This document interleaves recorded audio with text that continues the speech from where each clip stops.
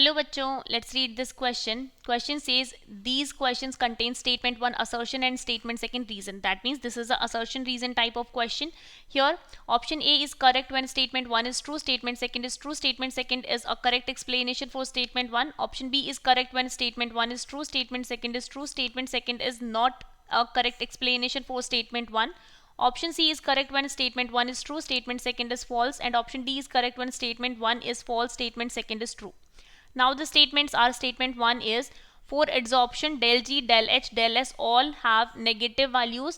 Statement 2 is adsorption is a spontaneous exothermic process in which randomness decreases due to force of attraction between adsorbate and adsorbent. तो यहाँ पर हमारे पास दो statement दिया हुआ है, हमें बताना है कि कौन सा स्टेटमेंट सही है कौन सा गलत है. So we can write our key concept here. तो यहाँ पर हमारा की कॉन्सेप्ट है थर्मोडायनेमिक प्रॉपर्टीज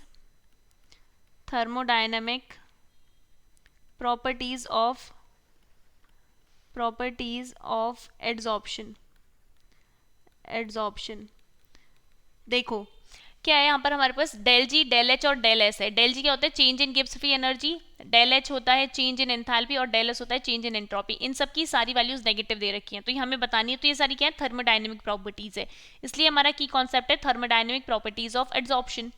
तो यहाँ पर जो एडसॉर्प्शन की प्रोसेस होती है, देखिए ये कोई सरफेस है, यहाँ सरफेस पे कुछ आकर एड्जॉर्ब हो रहा है, लाइक गैसेस आके एड्जॉर्ब हो रही है.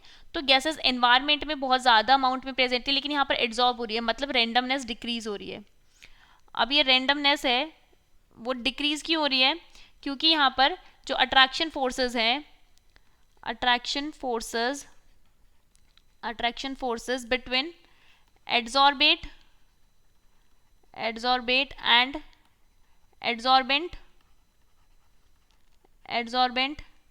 इंक्रीज हो रहा है. increases here, this is between, we can write between. तो ये इंक्रीज हो रहा है, इसकी वजह से रेंडमनेस डिक्रीज हो रही है. ऑल्सो ये जो प्रोसेस है ये एक एक्सोथर्मिक प्रोसेस है. एड्सॉर्प्शन की प्रोसेस एक्सोथर्मिक है. दैट मीन्स यहाँ पर जो वैल्यू ऑफ डेल एच है वो नेगेटिव होता है. तो हमारे पास डेल एस नेगेटिव हो गया, डेल एच नेगेटिव हो गया. अब हम निकालेंगे डेल जी. तो एक बेसिक फॉर्मूला है, that is del G is equals to del H minus T del S. तो यहाँ पर जब हमारे पास डेल एच की वैल्यू नेगेटिव है और डेल एस की वैल्यू भी नेगेटिव है, ठीक है, तो जो फाइनल वैल्यू आती है यहाँ पर डेल जी की वो वैल्यू भी नेगेटिव आती है, क्योंकि ये एक स्पॉन्टेनियस प्रोसेस है. और कोई भी spontaneous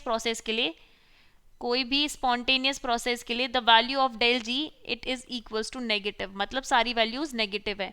so from here we can say that this first statement is true statement और we can say correct statement, और जो सेकंड स्टेटमेंट था वो भी करेक्ट स्टेटमेंट था, दैट मीन्स ट्रू स्टेटमेंट था. और जो सेकंड स्टेटमेंट है वो फर्स्ट स्टेटमेंट की करेक्टली एक्सप्लेनेशन देता है.